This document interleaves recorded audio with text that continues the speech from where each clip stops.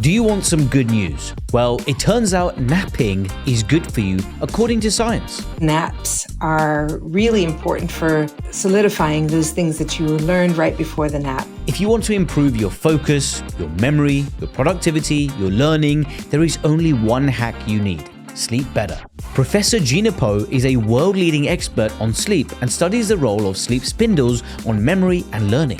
You need to be asleep. You need to be cut off from the outside world where new information is always taking precedence. Hear the science of what our brain is doing through each sleep cycle. Your brain never goes silent, but it's extremely active in REM sleep, as active as when you're alert and learning about the environment. How much sleep should we actually be getting? There have been 3 studies in a row basically taking people and locking them in a room for 12 to 14 hours every night. And here's what to avoid if you want to get more of that sweet slumber. Aside from infant humans, they are the number one sleep disturber. I'm Dr. Karan, an NHS surgeon, and in this podcast, we cut through the BS of modern health advice and tackle the biggest issues in science and medicine. If you haven't slept, your ability to learn new things could drop by up to 40%. Whether you've been cramming for an exam, trying to learn a new language, or just picked up the guitar, sleep is essential in making sure all that new knowledge, whether written or practical, is consolidated and stored. Professor Gina Poe is a world-renowned neuroscientist who runs her own lab at UCLA that investigates the role of sleep in memory consolidation. Poe Lab, nice name, is also trying to figure out how it all connects to memory difficulties like PTSD, schizophrenia, and Alzheimer's disease. She's here with the latest science on what's happening inside our brains when we're asleep, with actionable advice on how to get more slumber. How long should you take to fall asleep? Should you be getting a sleep divorce? And do sleep trackers help or hurt? That's all to come. Gina, a lot of people increasingly are aware about the importance of sleep. It seems to be everywhere now. Various podcasts, books have come out. It seems to have taken a greater precedence in people's lives, which is great. People understanding the role of sleep. And I'm sure Dr. William Dement, the godfather of neuroscience and sleep, somewhere is sitting or, in his grave, very happy with everything that is happening with the world of sleep at the moment. But digging beyond just the physical health impacts of sleep, which we'll get onto, you're an expert specifically also looking at the role of sleep in consolidating and its influence on memory. As someone who loves to learn things, how can sleep impact our learning and memory? Yeah, that's a great question. It's a really exciting time to be studying this right now. I've been looking at it for the last 25 years or so, and we've learned so much. Before I started, there were already decades of research showing that if you deprived yourself of sleep after learning something new, you wouldn't consolidate it. In other words, you wouldn't put it away into the storehouse of things that you already knew. You wouldn't integrate it into the things that you already knew. And then there was a really cool little 1-page paper by Graham Mitchison and Francis Crick that supposed that maybe REM sleep, the dream state of sleep, could be for also erasing all those things that you don't want to remember for the rest of your life. So there was kind of a conflicting set of hypotheses when I came into the field. And I thought, the only way to really solve this is mechanistically, to figure out what's going on in the brain. And so my studies from then on have been about what really is going on in the brain with individual neurons, 10 billion of which make up your brain, to see what is going on, what is happening that would either solidify what you've just learned or erase things that you don't want to remember. And this journey for the last 25 years is really taking me down some exciting roads, and found that, in fact, there are really specific mechanisms at work during sleep that are not present at all when you're awake. So they're only during sleep that you can actually put these things away, these memories away, and integrate them with everything else you know. And then also erase the things that are no longer needed so they don't clutter up your brain. So Gina, it's funny you say that, because anecdotally, when I was a kid, revising for exams and studying the night before, or even the day before, I would have naps. I would sleep early, probably because of stress rather than me thinking about I need to optimize my sleep before the next day. But then the next morning, the exams would go by and I would just, everything that I learned the previous day just seemed to be there. It seemed to be retained, all those facts, and even almost I could see clearly where I'd learned things, and it just flew by. And when I compare those to those moments where I would stay up late at night trying to cram last minute, thinking, yes, I'm going to squeeze in every waking moment I have to learn these things, I would never be able to perform as well when I didn't sleep. So what are those mechanisms, and what can someone do to really optimize learning and that productivity side of revision or studying or trying to learn any sort of facts? Right. It's great that that's your experience, because even those naps are really important for shoring up, strengthening, solidifying those things that you learned right before the nap. And often if you feel like you really have to, you're studying, you feel like you really should sleep, you're just, drooping, you should actually put your head down and sleep, because your body is calling for you to do something that your brain really knows you need. And that is to solidify those things that you just learned, integrate them into things that you already know. So I highly endorse just putting your head down and drooling onto your desk and taking a nap, because it's really actually helpful. So what happens during that time is when you're falling asleep, you first go into stage 1, which is basically dozing. And then you go into stage 2, which is when something called sleep spindles start appearing as electrical signals coming off of your brain. And what sleep spindles are a coordinated dance between your hippocampus, which has just stuffed a lot of new memory into it, and the cortex, which is where it's going to be housed long term. Okay. And sleep spindles are about 1.5 seconds long, and it's a coordinated dance between the hippocampus and the cortex. And the cortex is uniquely listening to the hippocampus, the internal hippocampus. Instead of stuffing new information into it, it's listening and taking information back from it.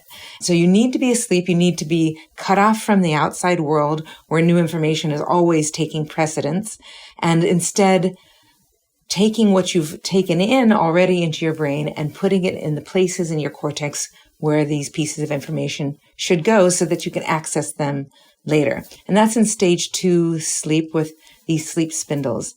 And no matter how many sleep spindles you have on a normal night, after learning, you will increase the density, so the number of sleep spindles that you get per minute, if you are consolidating that memory. If you don't increase the number of sleep spindles, you won't actually be consolidating that new memory. Right.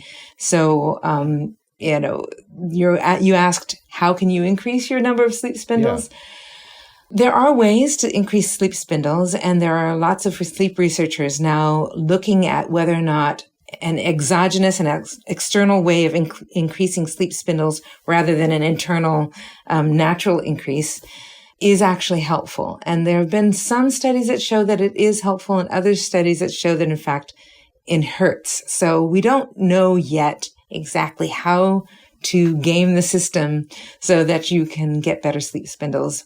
But it is, hypothetically possible. And so one way to increase sleep spindle is to actually increase the amount of noise in your environment. Increase the noise in your environment. Yes. And it doesn't. So this is what is really iffy. So a little bit of noise might be good, like a little bit of non-threatening noise. White noise? Like a white noise or a ticking of a clock. The same ticking of the clock that you listened to while you were studying. So the spindles originally were thought to help keep you asleep when there is exogenous noise coming in, because they would trigger these sleep spindles and the person wouldn't wake up.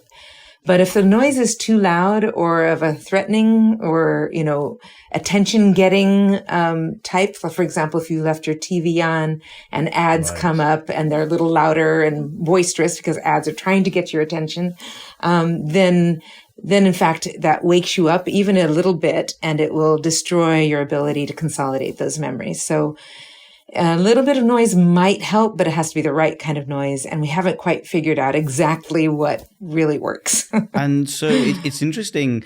So you mentioned there also that naps can be key in improving retention of memory and facts and boosting learning, and basically that autosave function of moving things from the hippocampus to the long-term like the neocortex for the long-term storage.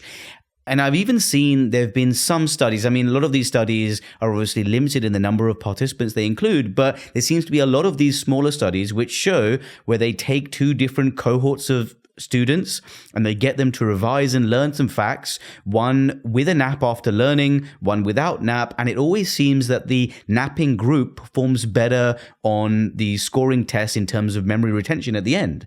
So Yes. napping seems to be a really evidence-based way of improving memory. So if I was a student, if I was working at a job and I needed to work on some paperwork and remember something for an interview or an exam the next day, instead of just revising for an hour and then taking a break, if I revised for an hour or two and then took a nap, that is scientifically proven to help me remember more and improve my memory.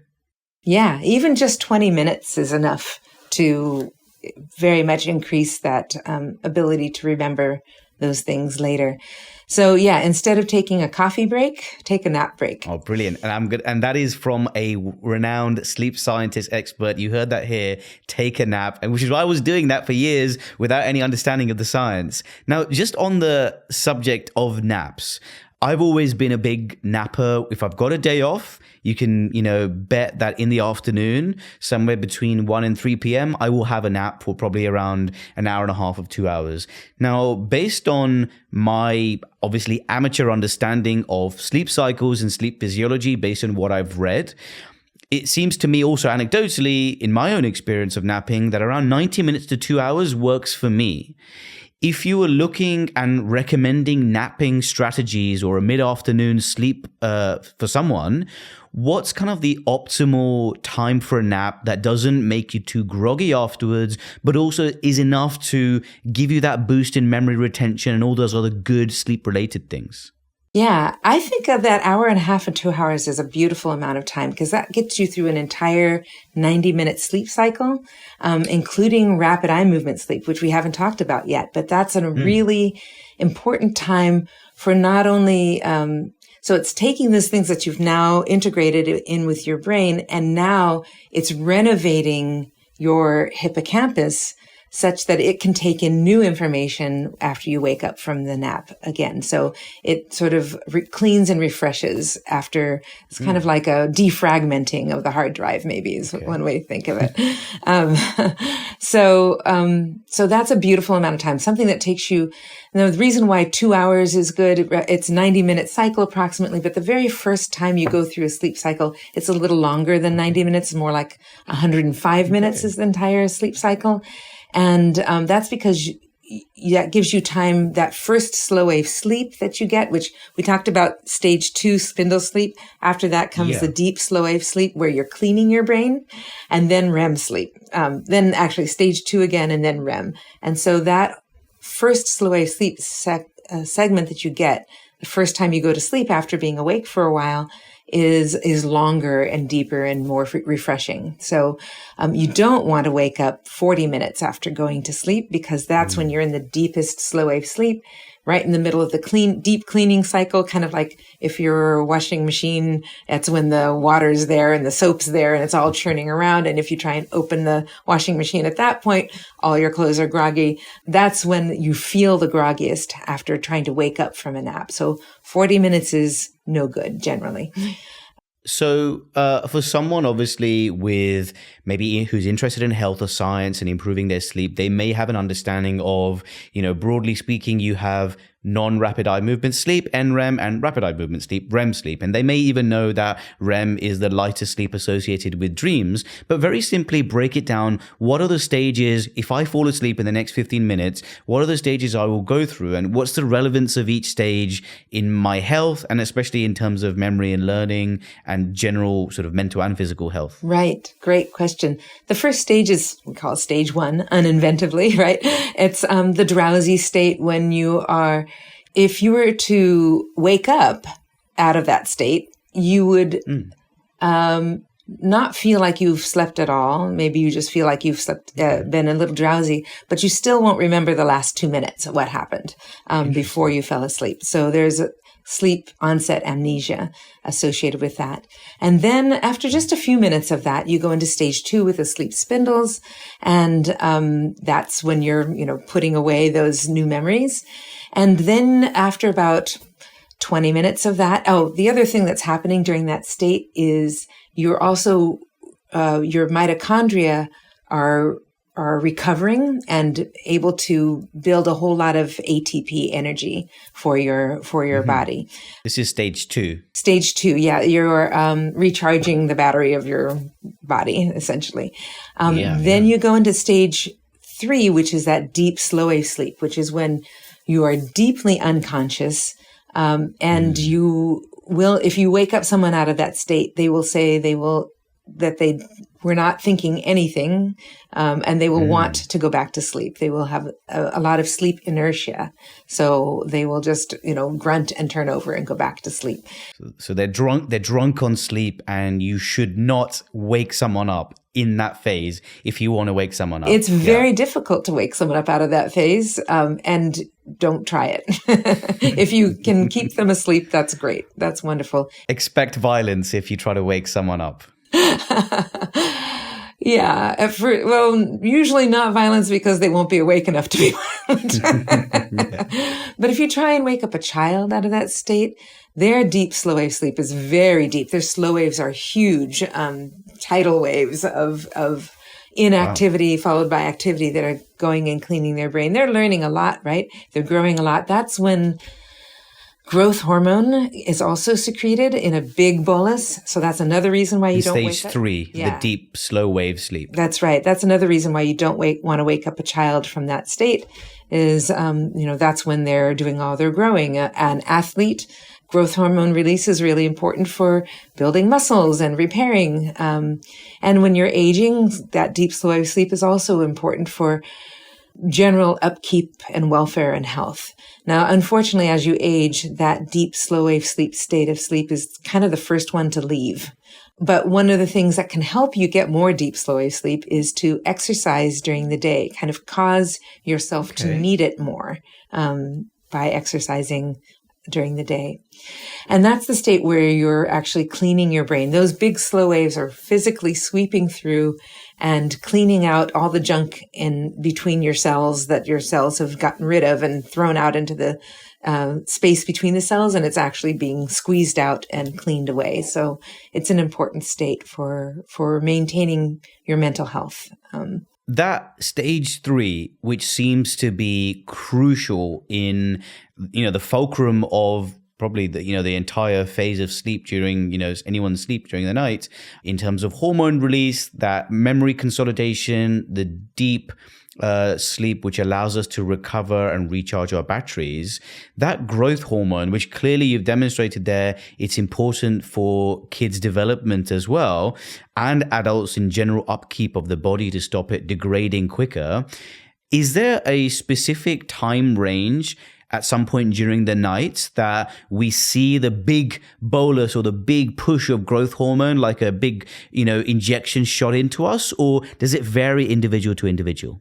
Oh, it does vary from individual to individual. It depends on when you got up and exposed yourself to light, because actually there's a concurrence between the release of melatonin and then about an hour or two later, the release of growth hormone. So if your circadian rhythm is in good order, then you can predict actually when the growth hormone bolus will also be released.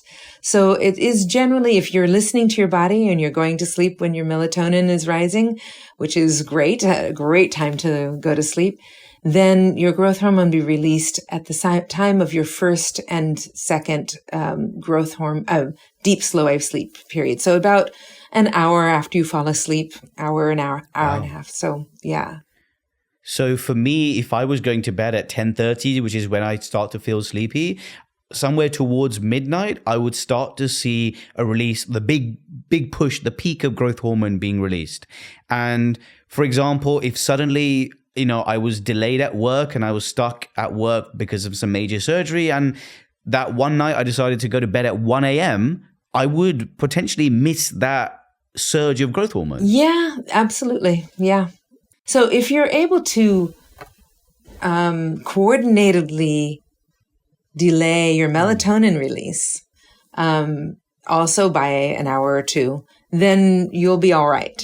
But if your melatonin is rising when it should, and you have to ignore that signal because you're busy doing something, then you will just miss that growth hormone peak. Yeah. Okay, so that is crucial for not only children but adults as well, to make sure, again, why to have a regular and scheduled sleep and wake time, so we can follow that cascade of hormone release, including growth hormone. And so you were starting on stage 1, 2, 3, importance for release of these hormones. What's the importance after this? Okay, so after that deep slow wave sleep, you actually go back into a few more minutes of that stage 2 spindle sleep.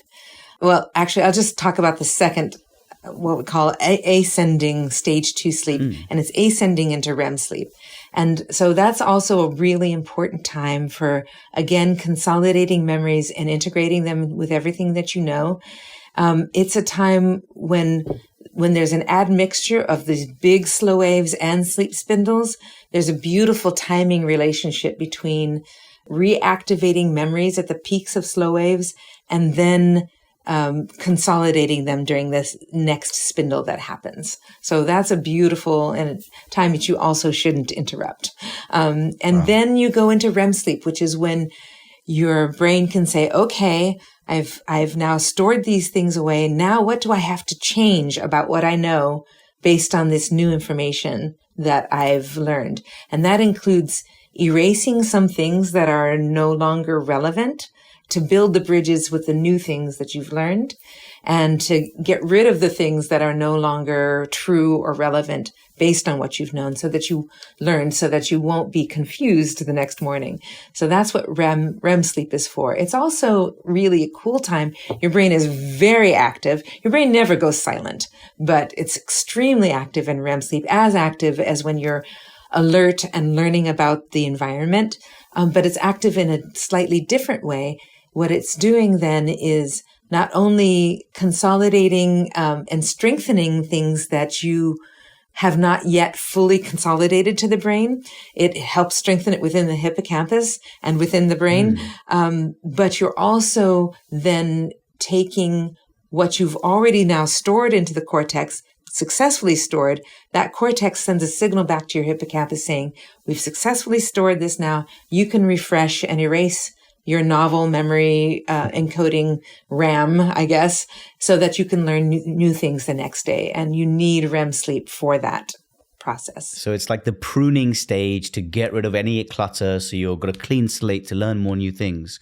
And one of the things you mentioned there, again, I'm going back to that stage 3 deep slow wave sleep. You mentioned about cleaning things. And this is also something which I find interesting. I'm very interested in anatomy. And I'm always interested in how scientists and researchers discover new pieces of anatomy. And it's shocking how we're still finding out things. Like, for example, I'm a GI surgeon, and it was only within the last few years that scientists identified that the mesentery, which is the fatty tissue which is near the intestines and supplies the blood to the intestines, was actually declared to be an organ, and how the mesentery is important within the last few years. And similarly, it was only in 2012 that scientists figured out that the glymphatic system actually is important. Now, why is the glymphatic system important, and what role does it have to play in making us healthy? Right. Just like our lymph system and the rest of our body clears away debris, helps you attack viruses, restores the health of our general body. So we have a glymphatic system in our brain that also takes away the debris. And we knew that there was a vascular system that took away debris, but we didn't know that there was this intermediate glymphatic system that helps transfer and clear away debris from the brain. We knew we had microglia that went in and chewed away the dead cells, etc. But we didn't know that there was a transfer process where the debris would be taken to the glymphatic system. So to try and excuse the decades that were hundreds of years that we never saw the glymphatic system, in the deceased brain, it collapses. You can't really see it at all. You have to see it through imaging in the live brain. And even then, it's easy to mistake for other things. So it really took someone looking very, very carefully to find it in 2012. And then it's been amazing since. I always like to look at the glymphatic system like a brain wash, like a car wash, but for your brain. And this kind of fluid is just being pumped into your brain and drained away, and it's washing away any toxic proteins and chemicals and metabolites that's built up. And I mean, you'll know more than me about this clearly, but how strong is the evidence linking being underslept and chronically sleep deprived and then allowing these toxic chemicals to build up, and then those toxic chemicals increasing the rate of neurodegeneration and the progression of neurodegenerative condition like Alzheimer's and other forms of dementia? How strong is that link? So there are very strong links within that story. This to this, this to this, this to this. But there's no one study that shows the whole thing going.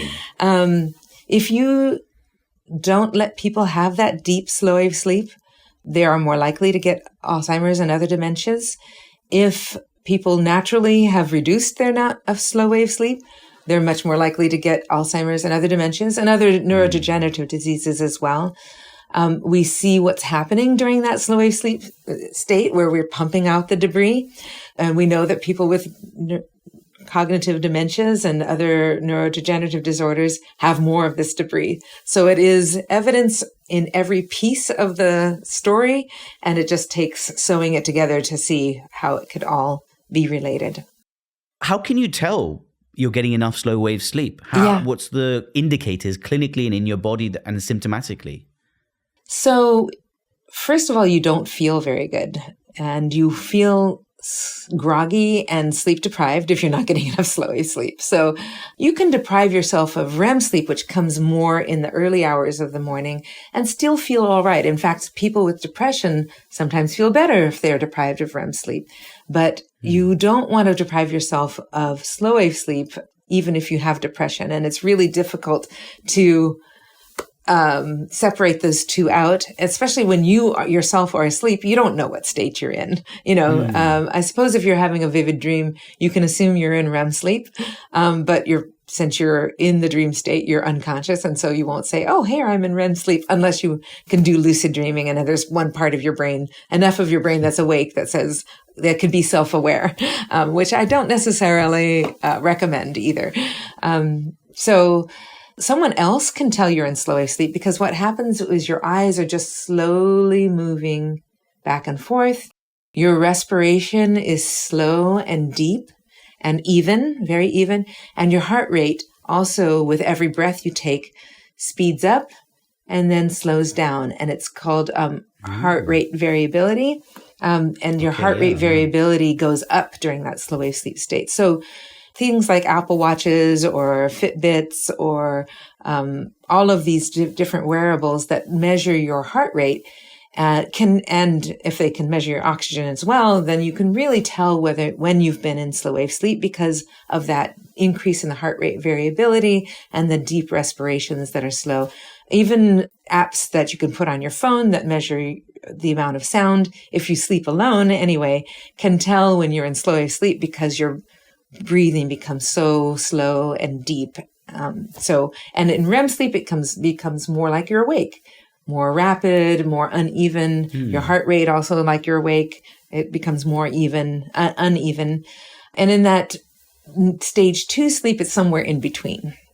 Now that you've mentioned that all of these variables that can affect and show up in the data, a lot of people watching or listening to this may not know, but we've met each other before a few years ago when you actually were able to look inside my brain in a very legal way where you looked at my sleep data and the different curves and those sleep spindles we've discussed, where I wore an at-home EEG, like an electroencephalography device where I had basically a headset on and then you measured the sleep data.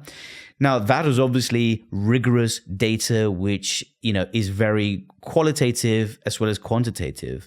You mentioned these sleep apps, Fitbits, and even Oura Rings and all these other things which measure some parts of the data which may be relevant to sleep, but it's not the whole picture. And there's lots of contamination of the data from external noise, the pillow, excessive movement in the bed. And some of the studies which I've looking at how qualitative and accurate that data is pertaining to how it can actually show your sleep and track it effectively seems to be a bit iffy. It seems that there's a lot of inaccuracies. If someone was wanting to track their sleep for better health and improve their sleep hygiene in general, would you recommend those apps? Because for me, it seems like when I was using those apps, I was more stressed and worried about the amount of data it showed me to the point where it actually affected my sleep negatively. Yeah, that could definitely happen. And I remember your sleep. It was beautiful. And so I hope you gained some peace about your own sleep because all the stages were there. You had beautiful, dense sleep spindles. It was just absolutely gorgeous. Oh, amazing. Yeah, so absolutely. EEG is the best way to tell whether someone's asleep or not. And these peripheral measures are only guesses. And the good news is that when the peripheral measure, generally this is how the studies go. If the peripheral measure says you're asleep, you probably are asleep. But if the peripheral measure says you're not asleep, you can't be sure at all that you're not asleep because of all of these contaminants. Like you said, if you have a pet in your house and it's making noise or jumping up on your bed, the peripheral measure of movement will say, oh, they've awakened and they're moving, but it's really just your pet in your bed. Or if you share your bed with somebody, or if they're snoring and you're deeply asleep, it's really not, it's not good unless you're all alone in a bed, quiet atmosphere. And even then, there are some guesses. So maybe more hype than health when it comes to our current scientific ability to build good sleep trackers and sleep apps are good guesses at best. They're good guesses at best. And again, when it says you're asleep, you probably are asleep. But when it doesn't say you're asleep, it's a guess. 50-50. 50-50. Not good odds. And you mentioned something there about pets and dogs. Now, I've had a dog for 3 years now. His name is Shadow. He's a Mastiff. And I would definitely say, full transparency, my sleep has been worse since I've had a dog. Yes. The puppy stages and all sorts. And I guess there are similarities between having a baby and having a puppy. Yes. And, not in a disrespectful way to those parents out there. But, I've been woken up at 1 a.m., 3 a.m., 6 a.m., and it's disrupting my cycle because from my understanding of animal sleep physiology, especially dogs, they have like a polyphasic sleep cycle where they have multiple awakenings in the nighttime. And those awakenings might involve them whining or smacking the door to get my attention. Right. How bad is it for your sleep to have an animal? And if you were looking at getting an animal but didn't want sleep disruption, what would you recommend? Oh boy. So not a nocturnal animal. So don't get a guinea pig or a hamster. They will, or a rat or a mouse, because they will make a lot of noise at night as they run on their running wheel and squeak and run around. Oh God. So get a diurnal animal. Probably rabbits are pretty good. Okay. Especially if you've got it in the next room, not in the room with you. Yeah. But yeah, snakes, they're fine. As long as they stay. Fish also sleep at night and won't bother you. Those are less cuddly. And I have a dog and a cat. They disturb my sleep too. I put up with it because they also give me so much joy during the daytime, so much love and affection, and they're social creatures and we're social creatures. And so they're good for our mental health in that way.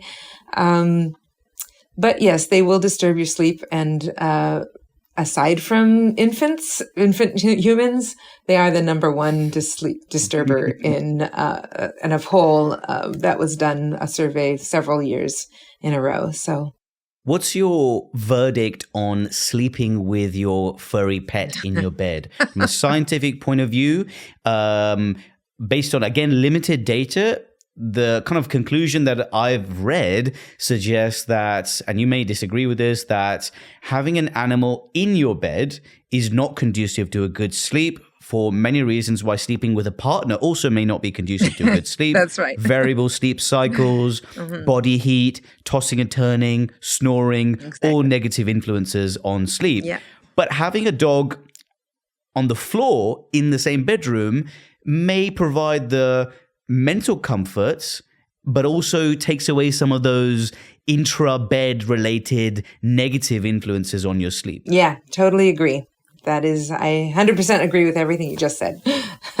What about this phrase which has been making the rounds over social media over the last couple of years, the sleep divorce, where actually, if you are a married couple or sharing a bed with someone or your partner, actually, that may not necessarily be great for your sleep. But again, because you might have a different sleep cycle, different sleep wake and sleep times to your partner, the body heat, the tossing and turning, the snoring, similar to a pet, would you recommend actually sleeping in a different bed or a separate bed to your partner? Well, I suppose they used to do that, right? Before the invention of all these big beds that we have, there used to be double beds in the same room or sometimes in different rooms. And, but then again, I mean, I wouldn't do one prescription for everyone because in fact, your partner could help normalize your sleep. For example, if you are a night owl and like to go to bed late, and your partner is a morning lark and likes to go to bed early, you can both kind of bring one another to a normal sleep onset and sleep offset time and help one another to get the night's sleep that you need.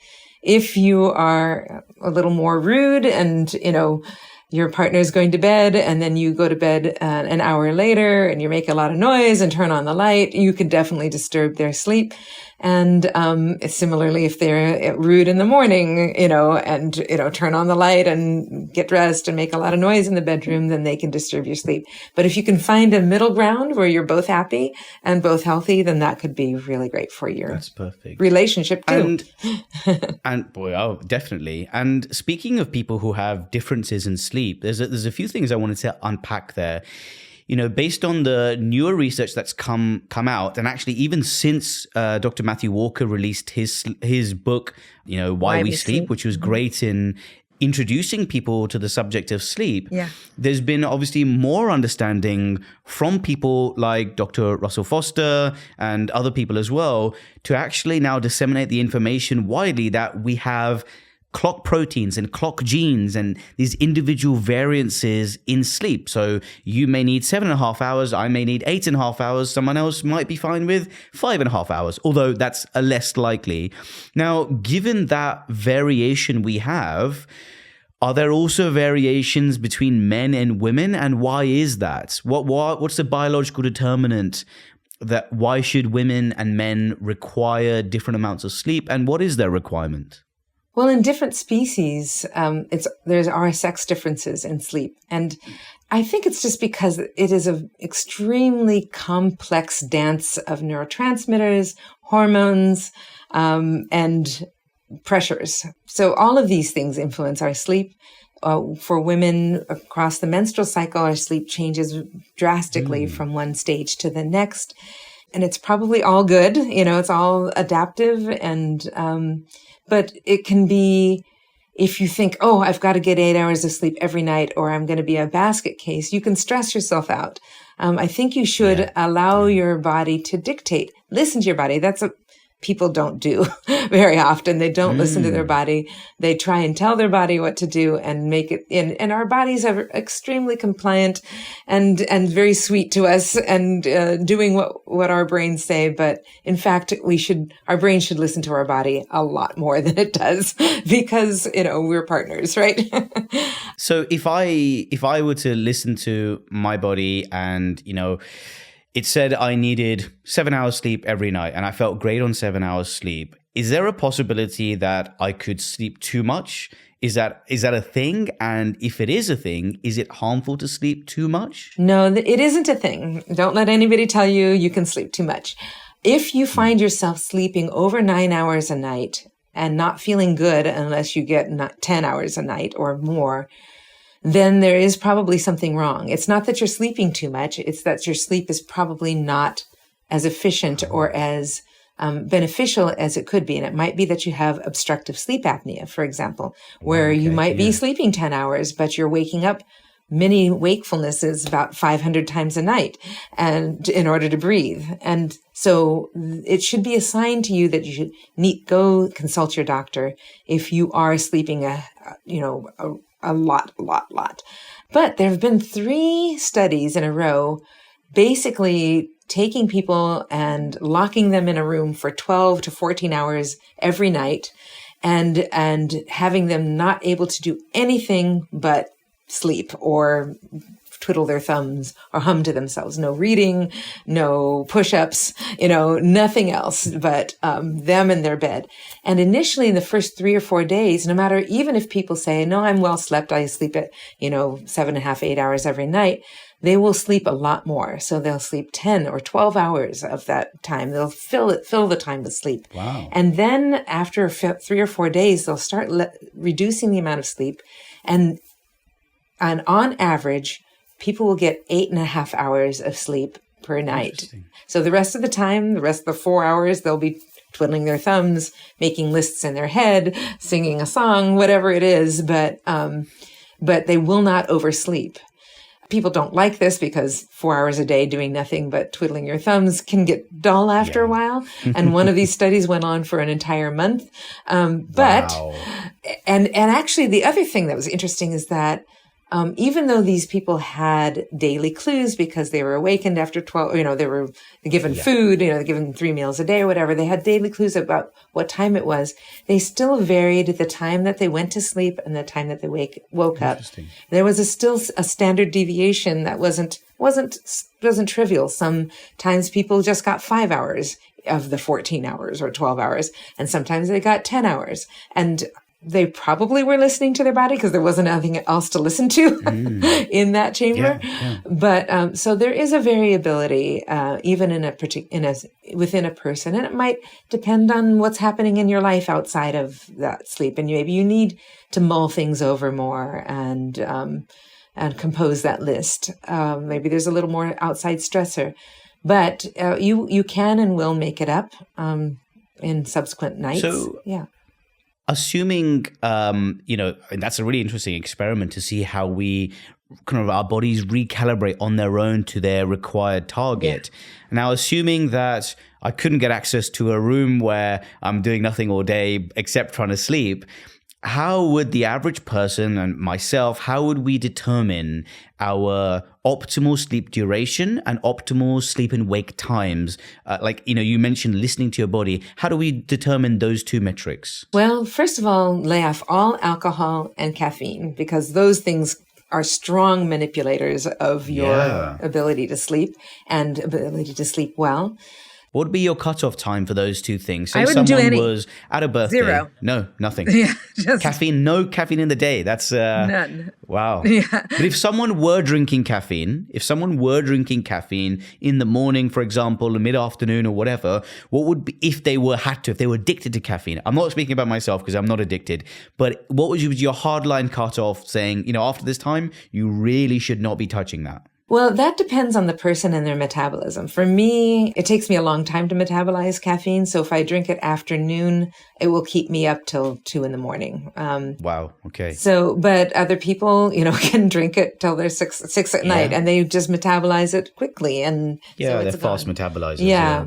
So it depends on your own metabolism. But if you want to do this experiment, just try nothing. And certainly try nothing after mid-morning, Okay. Yeah. Yeah. And then also no alcohol, because alcohol makes you think that you're sleeping well. It feels like it's going to help you get to sleep. But in fact, this kind of sleep you get under alcohol is not good, deep, beautiful, slow wave sleep. It doesn't have those beautiful spindles, and you can't get REM. It's a REM sleep depressor. And then once the alcohol is metabolized, like if you've had beer or wine at dinner and mid-2 a.m, your alcohol is all metabolized, then there's the metabolite will actually wake you up and keep you up for a while. Acetaldehyde. Yeah. So if you want to do this experiment, no caffeine, no alcohol, give it a try, and then listen to your body. Also try and don't stream, addictive Netflix or whatever it is. Don't engage in something super exciting in the evening. Just listen to your body and see. You can do this on vacation. Try it on a vacation and see what your body, not an exciting vacation, a boring vacation, maybe a staycation. Yeah. I mean, one of the strategies I developed to figure out my own sleep timings and clocks and everything was actually on weekends, getting rid of my alarm clock. And I found that I naturally wake up at a certain time that would actually be roughly similar, maybe a few minutes before my normal alarm would have gone off on the weekdays. And that was one way I figured out my own, wake up time. Yeah, that's great. That's wonderful. That's a good experiment. And when you feel sleepy at night, so one of the things that dictates how sleepy you feel at night, if in the absence of caffeine and alcohol, is your melatonin release. And your melatonin will come on at night with darkness. And so another thing is, if you want to see how much you can sleep, don't make your room really bright, because that suppresses your melatonin. So let the darkness come. You can do dim lights. You can do red lights or red tinted lights. It's the blue light of the clear blue sky that is the most alerting and will suppress your melatonin the most. But if you wake up approximately the same time every day, expose yourself to bright light in the morning, especially sunlight if you can go outside. Even if the sun is behind clouds, it's a lot brighter than inside your house. So get outside, get some exercise. That will be the best way to really ensure that your melatonin release at night, especially if you let the darkness come, be what it should be. And then you can feel yourself. One of the things that is a sign that your melatonin has started releasing is that your hands and feet will heat up and will your vasodilate, and you'll lose heat through your hands and feet. And so if you're in bed at that time, wonderful, let your foot kick out from under your covers or your hands be above your covers to let the heat dissipate. That helps cool your core body temperature and helps you get to sleep. We actually don't know as much about all of this as we think, but we can say, let your body temperature cool, you'll get better sleep. But what we do know is that melatonin release and the peripheral vasodilation that loses heat do go together. So if you're feeling warm hands and feet, then let yourself go to sleep. Let yourself go to sleep, and you'll be sleeping at the right time relative to your melatonin release. Oh, so they're all in sync with each other. What would you say is an appropriate time range that someone will be looking at that should allow them to fall asleep? Like, can you fall asleep too quickly or too slowly? So there's a judgment call there. Like the sleep induction time. Right. So normal time is about 7 minutes.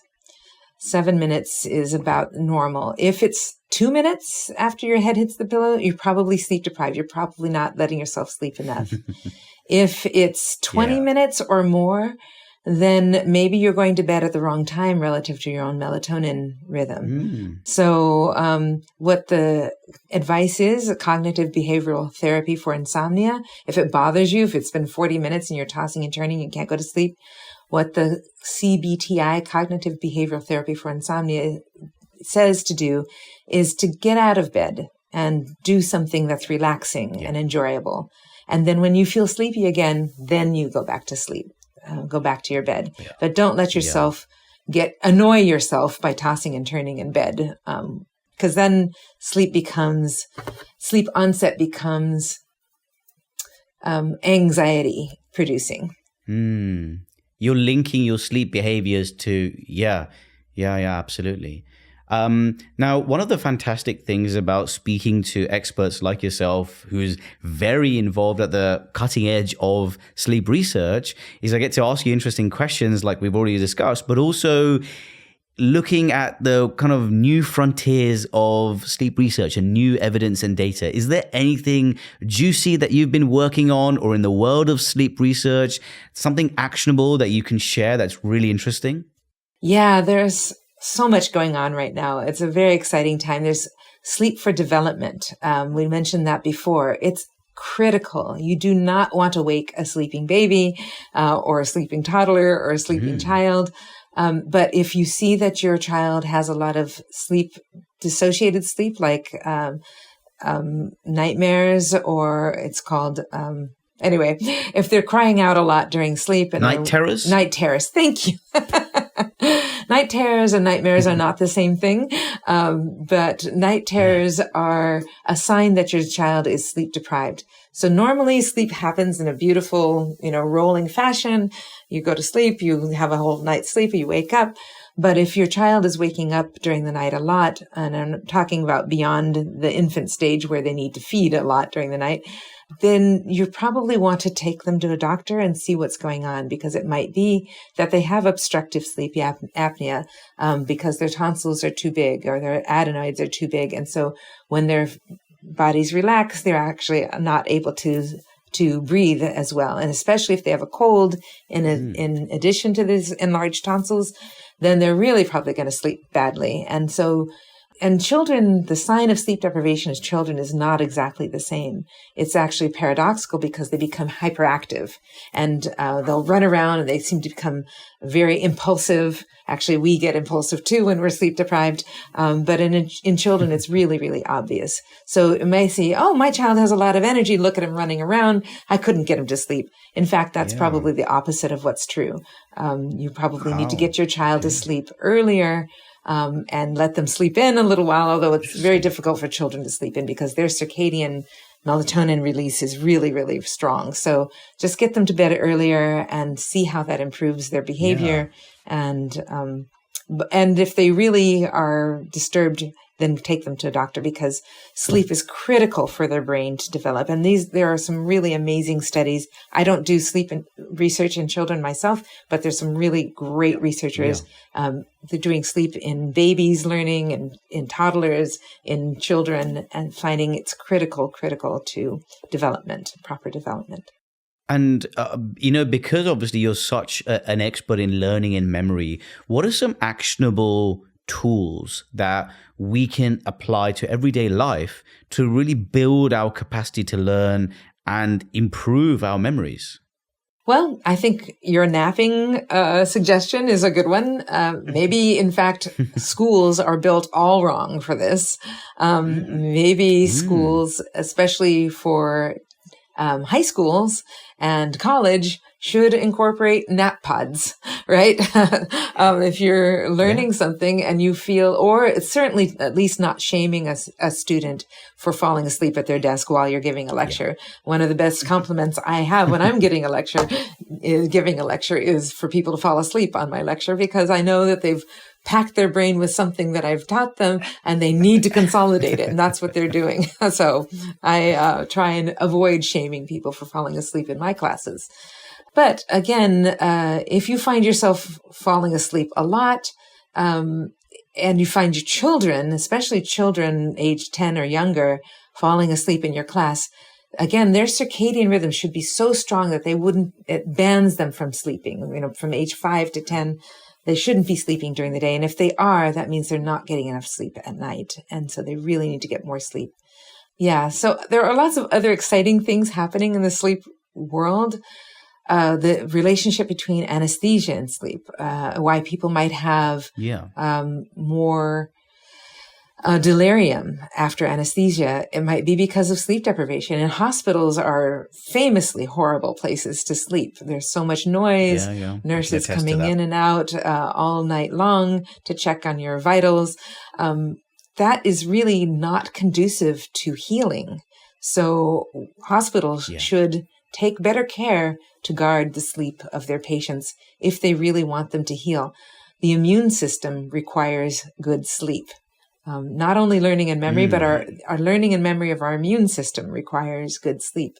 If we get a vaccine and then sleep deprive ourselves, even just 50% as much sleep as normal that same night, that vaccine will be much less effective, measured a week later or 2 weeks later. Yeah, I mean, the patients with the constant interruptions with, doctors and nursing staff interrupting their sleep, but also for the staff themselves as well. And as a shift worker who's operated at night, who's dealing with, life and death in the early hours of the morning and late at night, I really want to be at 100% effectiveness. And the grim truth is that often I'm not, because my sleep quality is affected during that period of shift work, but also at that time of day. Our bodies are not built to be awake at that time of night. And like you said, my immune system suffers. I actually first caught COVID while I was during the first wave back in 2020, during a run of night shifts where likely my immune system was compromised. I think that's it's a very big low-hanging fruit that probably hospital administrators and the system is missing at improving the quality of lives of doctors, nurses, healthcare staff, and patients. Absolutely. You make better judgments with better rest, and you'll live longer and have fewer sick days yourself with better rest. There are good money-saving reasons, not just life-improving, but money-saving. For hospital administrators, it might be more money-saving than anything, but, to allow your staff to have good sleep and good normal sleep. For those, hospitals do need to run at night, of course. So what do you do then? It's better to align your circadian rhythm to your work schedule. So if you're going to be a night staff, be a night staff for at least a month. And 2 months, 3 months. Just align your life so that you're not exposing yourself to light during the daytime, which is your now subjective night, and expose yourself to lots of light at night when it's your time to work and be active. We can shift our circadian rhythms. It's never perfect, unfortunately. For night shift workers, it's never as sharply aligned and beautiful as if you can align yourself to the Earth's rhythm. But we can do a pretty good job at aligning ourselves. But do not do 2 nights and 3 days and then weekend. That's not the way. It takes a while to shift. We can shift approximately 1 to 2 hours a day, our circadian rhythms. Okay. So if we go from a day shift into a night shift, we can't do it in one night. It takes a week at least to adapt to the opposite phase. And it's in this last hour or so, I've packed in so much information with you. I've learned so much that I'm pretty sure that tonight I'm going to get those sleep spindles. I'm going to sleep really well. And, Gina, I think you provide so much information. We got to have you on again for another episode, because I think the chat about sleep is not boring. It's not going to make me sleepy yet anyway. I think there's endless stuff here. So just thank you very much for sharing your knowledge with us. And hopefully I'll have you on again very soon to talk about other sleep-related information. I would love that. Thank you so much for inviting me. That was Professor Gina Poe, a neuroscientist and sleep specialist running Poe Lab out of UCLA. If you want even more easy to action health advice to improve your life, subscribe to the channel to join me in the Dr. Karan Explores podcast every single week as I pick the brains of experts from all around the world. Next episode, we're going to be meeting Dr. James Kinross, a microbiome and gut health expert. If you have any questions about sleep, suggestions for future guests, or just want to let me know how excellent Professor Poe's hair was, please leave a comment below. Otherwise, I will catch you curious cats next time.